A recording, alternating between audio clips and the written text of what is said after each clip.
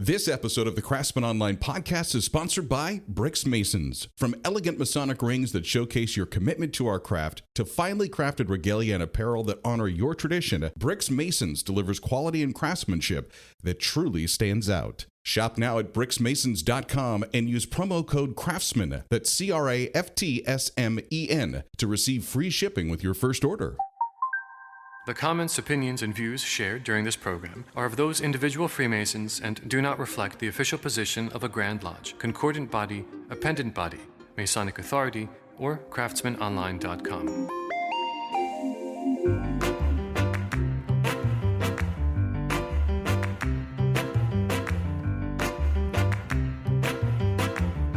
Welcome to the Craftsman Online podcast, the only 5-star rated Masonic podcast endorsed by the Grand Lodge of New York. And now your host, Worshipful Brother, Michael Arce. Well, welcome back to this special episode of the Craftsman Online podcast. This one has been 4 years in the making. He was one of our original guests when we first launched the podcast back in March of 2020. He's my co-founder. He is one of my very close brothers and friends in the craft, Right Worshipful Stephen Adam Rubin, Deputy Grand Master of the Grand Lodge of New York. Welcome to your podcast. Brother Michael, what a pleasure it is to be here with you and to celebrate for your anniversary. I'm sorry, I forgot to get you any roses. Typical guy. Yeah, on this episode, we're going to be looking back on some of the early days of Craftsman Online, some of the stories. I'm sure you get questions, Steve, and I get questions from brothers in the craft and from all around the world now, like, how did you guys get this started? And of course, we'll talk about some of the exciting things that we can look forward to in the years to come. Let's travel back in time to March of 2020. I want to hear your recollection of that fateful phone call that happened between us two would-be founders of Craftsman Online. How do you remember that call? I actually remember it distinctly and very clearly. You called me with the question out of the blue, and we just started to engage in a conversation. And you said, did I remember our first conversation, which was literally just waiting for a bus after a Grand Lodge session. We were going off to our famous Russo's Grand Lodge dinner, Grandmaster's dinner, and we had a brief conversation.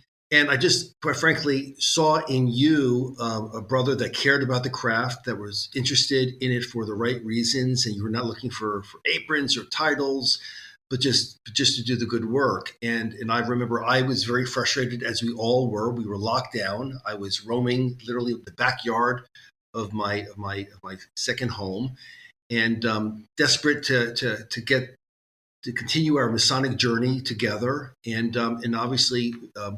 Virtually, through Zoom and other platforms was the only real mechanism to go. And so that's where the genesis started, my brother. And it's just been a wonderful joy working with you all these many years, and then gathering up an army of thoughtful brothers who just contributed to the Masonic conversation.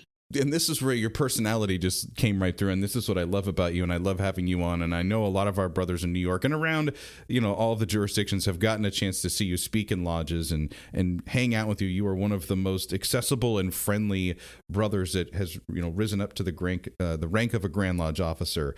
But one of your direct questions to me was, why am I reading your blog articles in these other publications? And why aren't you, contributing to the Grand Lodge of New York? And that's where the brainstorm idea of, well, let's try to put something together. And as you mentioned, it was March of 2020. All these lockdowns were going in place. We couldn't go to our lodges anymore. Everybody was getting frustrated. And here's these two guys, one in Albany and the other in New York City, trying to figure out how we could try to connect brothers around our state in a small network that we thought of by using the internet and technology. And you're absolutely right about that. And I always said to myself, like, why is our Grand Lodge, and quite frankly, I think that these conversations you might be having in other Grand Lodges as well, why are not our Grand Lodge offering certain types of conversations and platforms that, quite frankly, other podcasters and other social media, forums were engaging in? And I really applaud. So many of the forefathers of podcasting, and so I said, why is New York State, why is the Grand Lodge of New York not engaging in this? But more than that, even I remember our initial conversations where I felt terrible for some of our brothers. They were going through some very challenging financial times. I wanted to also to not only bring Masonic education and further light and conversation to our brothers, but I also want to highlight some of our Masonic stories. And I remember some of our first, we came up with the name Craftsmen Online, and we remember we had, one of our first segments was Craftsmen on Craftsmen, and we were highlighting worship brother Nathan Davis, who is a pipe maker in the Central Leatherstocking District, and right worship brother Pat Bimbo, who makes wonderful honey and maple syrup. And those were some of our first stories, just to try to give them some attention during the times when they were not able to go out and sell their products and their wares, and just once again supporting our craft in that small way. Yeah, it really started out with the idea of 3 pillars, I think, for Craftsmen Online, which were craftsmen, the men who are actually operative craftsmen, skilled tradesmen in the real world. We also wanted to highlight New York Masonic history. You were very strong in that belief, and sharing the idea of, New York being such a geographically a large and diverse state, that there are some brothers from our state who have never been down to the Grand Lodge building, just as there are some brothers from, downstate that have never been out to Western New York and seen Niagara Falls or gotten lost in the woods in upstate New York. And you wanted to kind of highlight all of these places, but also the historical parts of that were really fascinating. And then, of course, we also wanted to offer a platform, which was one of our first forays into, Masonic media, which were the Masonic Talks, where you had an excellent lineup of speakers, and we would get together on these Zoom meetings, and at one time I think have up to 100 people in attendance just to come in for an hour to hear brothers talk about everything from lodge managementship to financial managing of a lodge to leadership development to we even talked about equal rights and access and all kinds of unique things that brothers, no matter where they were around the state or how active their lodge might be in their local area, may not have had an opportunity to hear those kind of thoughts. Indeed. In fact, those are the types of conversations always as a serious Grand Lodge officer, I thought we were not having enough of. We manage our buildings, we manage our properties, and not every one of us, is a property manager. And most of us don't even know how to balance a checkbook anymore. And so I thought it was important and necessary to start having those conversations. And I remember that actually our first Zoom program was on buildings and lodge management. And we had over 250 brothers that actually attended from around the state. And we had an array of speakers, brothers who are lawyers, brothers who are accountants, brothers who are financial advisors. And I remember even getting Grand Lodge officers from other jurisdictions Zooming in, because they were just so impressed by the fact that we were actually engaging in this conversation, because even once again, their own Grand Lodge was not doing that. So I'm proud that some of the platform that we started on Craftsmen Online, quite frankly, I've taken back to the Grand Lodge in New York, consent and approbation of our Grand Master. And we've tried to make this part of our conversation of how we do business in the Grand Lodge of New York, because it is so important. One thing you did talk about with the history, I remember one of my favorite meaningful programs was when we invited the 9 living past Grand Marshals onto a Zoom call. 2 of those past Grand Marshals were past Grand Masters, Grandmaster LeBone, Grandmaster Trojan. 2 were they rose to senior Grand Wardens of our Grand Jurisdiction. But once again, all leaders of the craft, leaders of their districts. And then sadly, we've actually lost, 2 brothers since then. But just to hear their reflections, I mean, we had these nine brothers who probably had hundreds of years of Masonic experience, and to hear their reflections on their service to the craft and what they witnessed, I just think was so valuable and so meaningful to me, and I think to so many other brothers. Indeed, I remember Grandmaster Trojan reflected about when he was Deputy Grand Marshal, and it was during 9/11. The most memorable thing that happened to me while I was Grand Marshal, and probably the saddest thing in many ways, was I was Grand Marshal for 9/11, and a week or 2 after 9/11, Grand Lodge had all the wives, the widows of brothers that died in 9/11 into Grand Lodge, just to kind of say thank you for what their husbands had done and what they had sacrificed for our country. And this was a very, very sad time for us in many, many ways, because one of the widows was Carl Fitchie's daughter. And during the course of this event, each of them was given an envelope. None of them ever looked in those envelopes, I don't imagine, until they got home. And as I recall, there was something in the neighborhood of $250,000 in those envelopes. So that's something I'll never forget. And there's just such a poignant reflection and memory that, quite frankly, I don't think anyone else other than probably Grandmaster Trojan and a handful of other brothers even remember, let alone those widows that I'm sure are so grateful. So these are the things that we want to safeguard and preserve: our history, our stories, our connections.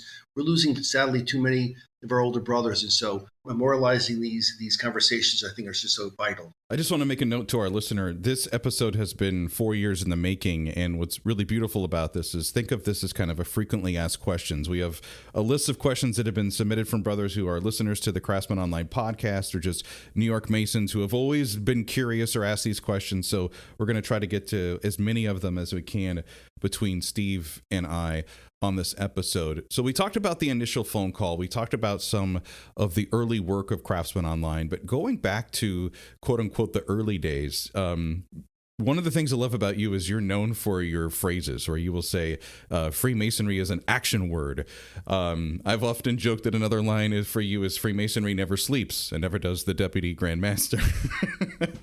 But another one that you're really kind of well known for, or you should be well known for, is kind of the fast and not furious, but the fast and fraternal, where we came together really fast in those early days. And that was one of the things that we had talked about, where I said, all right, if you want to put this website together, if you want to, start creating all of this content, I'm on board, but you're going to have, a group of people, because it can't just be two guys doing all of this. And you famously said, well, I've got a whole working group of guys.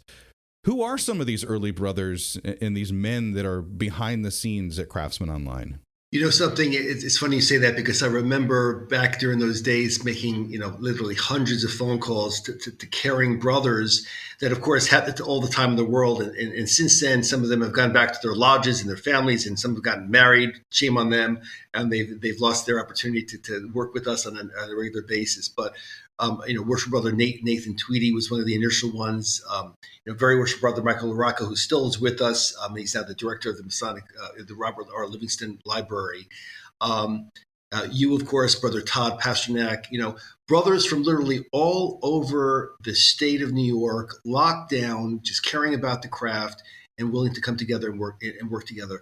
And I remember during those, we used to meet every Friday night for approximately 2 or 3 hours, and not only talk about the future and putting this program together, but quite frankly, I think that it also made us all sane. We had this connection with some of the other brothers.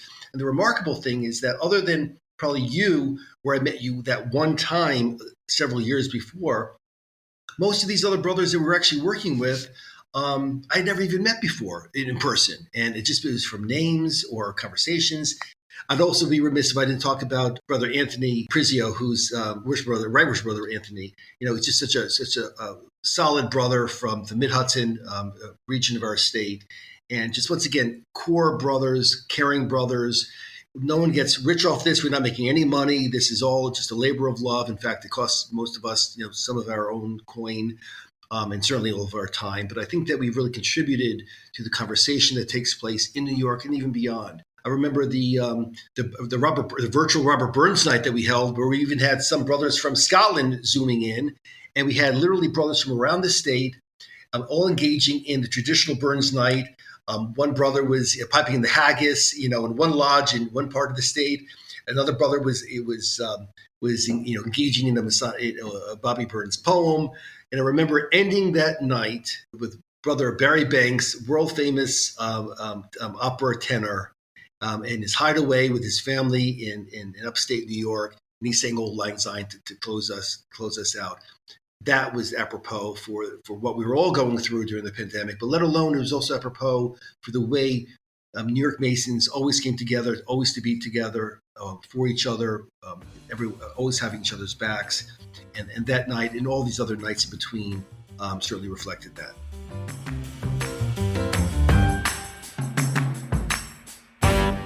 The Craftsmen Online podcast is now sponsored by BricksMasons.com, our favorite destination for all of our Masonic shopping needs. Whether it's apparel for yourself or a cool gift idea for another brother, make BricksMasons.com your online marketplace where tradition meets innovation. So what's the old saying, April showers, spring May flowers? And as we get prepared for that spring weather, you can be ready with a Masonic umbrella from Bricks Masons. These umbrellas are compact and they're lightweight. You can throw them right in the back of your car or carry them with you as a three-fold waterproof Masonic umbrella, which is ideal for all seasons, and to carry it with you without really feeling all of the weight. Nothing is more frustrating when you're trying to do the whole carry the umbrella, open the lodge door, and not get rained on in the same moment. And this is why I love this umbrella. It's got a rubberized handle for slip resistance, a nice big press button so any brother can use it, a pop-up canopy. It will keep you dry from the car to the lodge room door.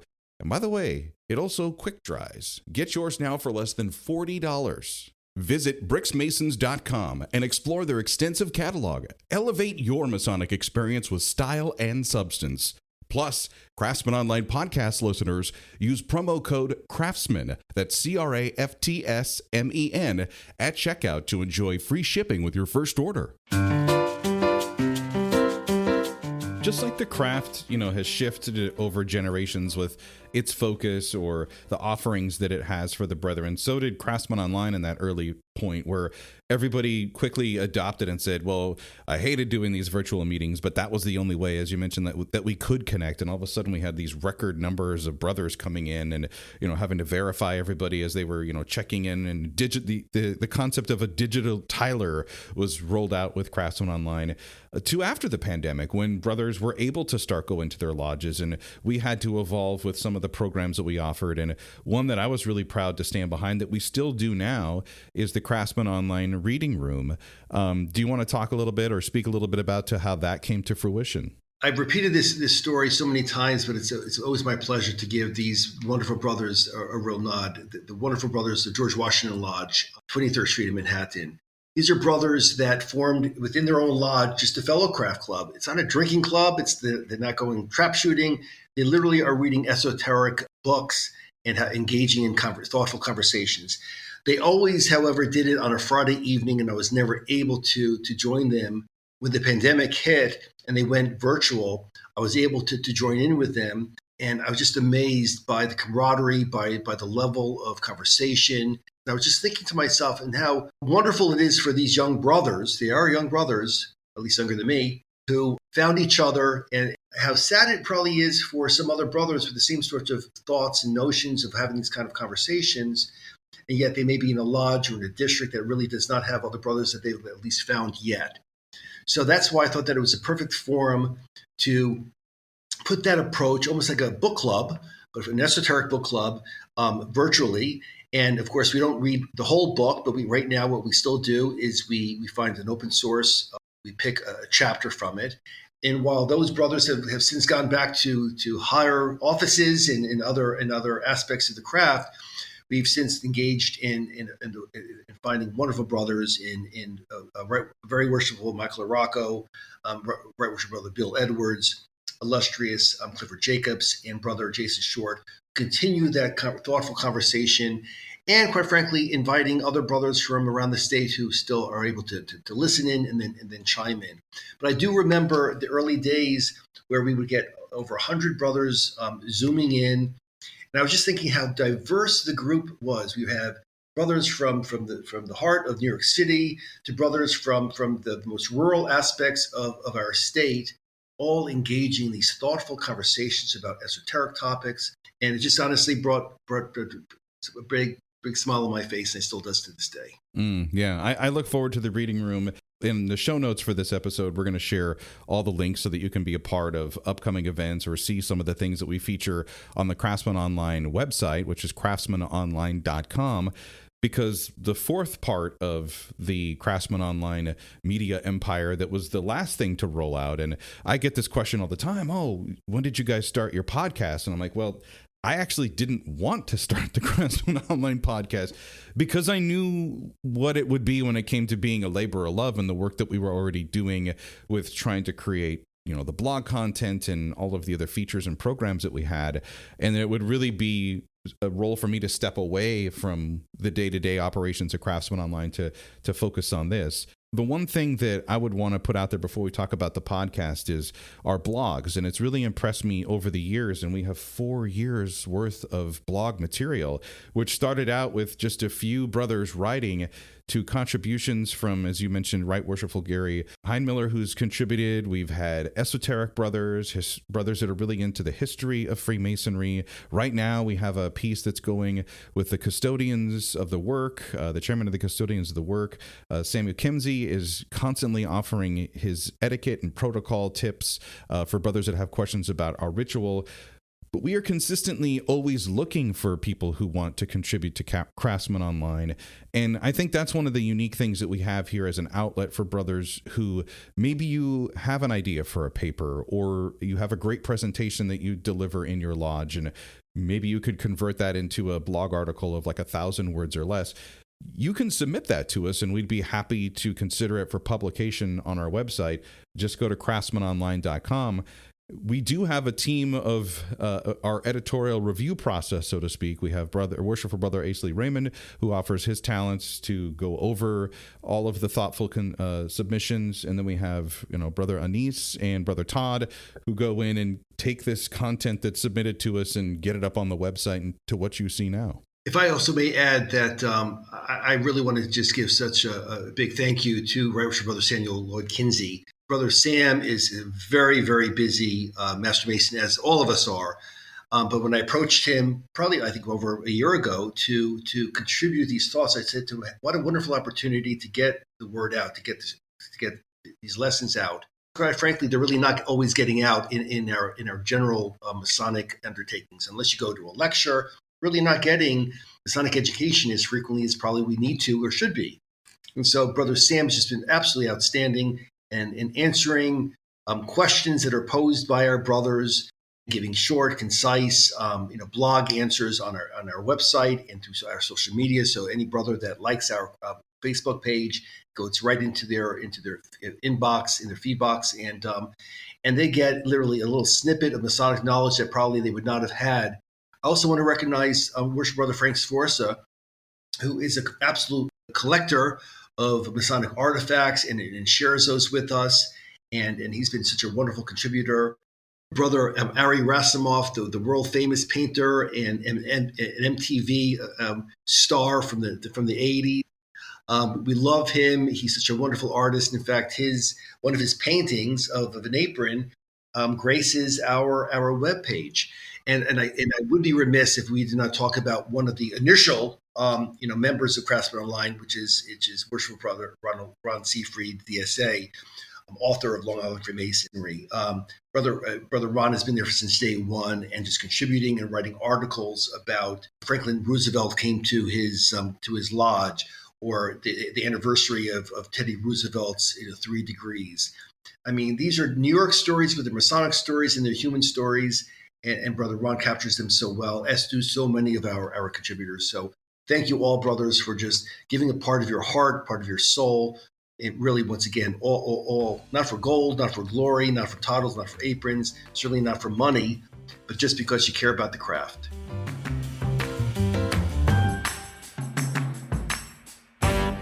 Brothers, do you remember how you felt when you were first called to Freemasonry? The excitement of each degree?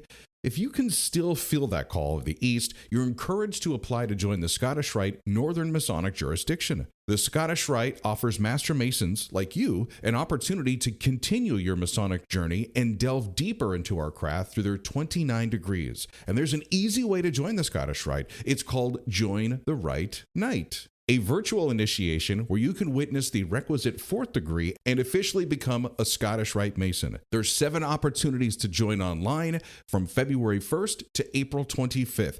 Here's what you do. Visit the Scottish Rite online at srnmj.us and click on the Join button. You can also join in person at a Scottish Rite reunion near you. Your journey to the 32nd degree in Freemasonry awaits. Take the first step at srnmj.us and click on the Join button today. So let's talk about the Craftsmen Online podcast, the program that you're on now and that our listener is tuned into. I've often joked that, and it's true, this podcast started out in the guest bedroom, in the closet of the guest bedroom of my apartment back in Troy, New York, when we lived there. If you listen to the early episodes from season 1, you can often hear the squeaking. That's the ironing board that I used to set everything up on because I didn't have a table. I didn't have the right equipment yet. I really knew what I was doing, but just didn't have the right resources. It was a slow build. But I've often joked, we started out with 3 listeners. It was me, the guest, and whatever rando person found us on Apple Podcasts or Spotify. And now we've grown to a podcast that has featured guests from all across the jurisdictions in the United States. We're featured in England. We just launched a new podcast with a Right Worshipful Brother from Australia with the Daily Masonic Progress podcast. I honestly couldn't be more proud of the body of work that goes into this. It's a 52-week season, as I always joke with people. And a lot of the guests that are still coming into the podcast now, even on season 4, to credit, know the work that we're doing with the Grand Lodge of New York. You've made connections with these people, and through your network, you share them with me. Or now they're being turned on to Craftsmen Online. It's so refreshing to walk into a lodge as a visitor and introduce myself, and somebody's like, "Oh, Craftsmen Online," and I'm like, "You've heard of us?" Like, I'm surprised. Well, Brother Michael, listen, I love you, and I also think that you do such an outstanding job on the podcast. And I actually remember when you called me back, and it was once again still during the lockdown, phase of our existence, and you kind of, because we talked about it, and you were not really prepared to kind of make that leap, and then all of a sudden you called me up one afternoon and said, I was thinking about it, we're going to do it, and I said yes, and you have just taken that and run with it. You have such a piercing, wonderful Masonic voice, but more than that. The time and the effort that you put into preparation for all of the diverse speakers that we have is just truly impressive. And I want to just thank you, my brother. You really have just stepped up, and I'm just so grateful. And I think that so many brothers should be grateful. I shout the podcast praises, not because I have anything to do with the podcast or anything to do with Craftsmen Online, just because you provide a service, a resource to our brethren, and you do it so well. And I want brothers to hear it, to listen to it, to learn from it, and quite frankly, even just to emulate from it. So well done, brother. You really deserve all the credit and all the praise, and I thank you for all the consistent stepping up to the plate and always hitting out of the park. I appreciate that, and it's, as I tell our brothers in the working group, it really is a team effort. And kind of going back to our vision and what we were all about, we always wanted to be a place. Initially, it was for where New York Freemasons could connect online. But I think we've all realized we've grown beyond that. But still, if there is a listener right now who can hear our voice and wants to contribute to something bigger than themselves in the craft, and you have a talent and you have a skill or you have a voice that needs to be heard, go into the show notes of this episode. You will see an opportunity where to click and send us a link, and we will put you to work here. No benefits, no money, but we'll put you to work. So you kind of alluded to this question, and it was, I guess, a myth, and then people always are entertained with hearing this story. But for a quick recap for our listener, yes, Craftsmen Online was founded by 2 New York Freemasons during the COVID pandemic. There'll be a test on that later. While virtual meetings are very common today, Steve, is it true that we had really never, quote unquote, met in person? No. Once again, I said this earlier. We actually met very briefly. We were waiting for a bus to take us to a gala dinner at some Grand Lodge sessions several years before the pandemic. And I don't even know why. I guess I just I've always put myself out there where I always welcome brothers, reaching out to me. Didn't matter my title or position, but we're always brothers. And so I remember you called me up and you started asking some basic questions several years later on. We did meet one time before that, and yet it was still several years after that the founding initiation of Craftsmen Online that we actually met, and that was a nice reunion of sorts. I think it was a relief to your wife and to my wife to know that the person that we'd been talking to at all hours of the day was a real person on the other end of the phone, was a real Masonic brother. It's like that commercial for I think State Farm, who are you talking to on the phone, we have had a chance to sit down just as friends and brothers. I think we had lunch at a bar here in Virginia during the Grandmasters National Convention a few years back, and then at Unity Day with the Grand Lodge of New York this year. Steve's really hard to find. He's one of the few guys during the breaks that's out there with his pipe, and very distinctive, and you will find him. I know we're getting close to our time here on this episode of the podcast. We'd mentioned Brother Rubin proudly serves the Grand Lodge of New York as the Deputy Grand Master. I am a very proud New York Mason who now lives in the Washington, D.C. and is also a D.C. Mason. But Steve, I had this final question from one of our listeners. With what has been the reception of Craftsmen Online, what's been pretty special when it comes to sharing the story of Craftsmen Online, or having brethren outside of our jurisdiction come up and recognize you not only for being the Deputy Grand Master of New York, but also a part of what we're doing here with Craftsmen Online? The story of Craftsmen Online is a story that every brother should take to heart in this sense, that you can always make the craft, make masonry what you want it to be. And that's really what we did with our initiation of Craftsmen Online. We felt that our Grand Lodge was not offering programming and education and insight and light that we thought we should be having at any time, let alone during a pandemic. And we decided on our own to create a platform where we could explore those topics and invite other brothers with the same desire to share their light and their love for the craft and each other. And so this is just a lesson for everyone that don't stop, don't take no for an answer, keep on plugging away, make your lodge better, make your district better, make your Grand Lodge better, make the world better. And of course, that all starts out with first making yourself better. Very nice. And in true tradition of our honored fraternity, nobody speaks after the Deputy Grand Master. Except for me to make this one point. Brother Rubin, thank you so much for making time to come on this episode of the Craftsmen Online podcast. My pleasure, brother. If you've enjoyed this episode, don't forget you can follow us on Spotify or hit the subscribe button right now on Apple Podcasts. We're back with fresh episodes ready for download every Monday morning. Until next time, let peace and harmony prevail.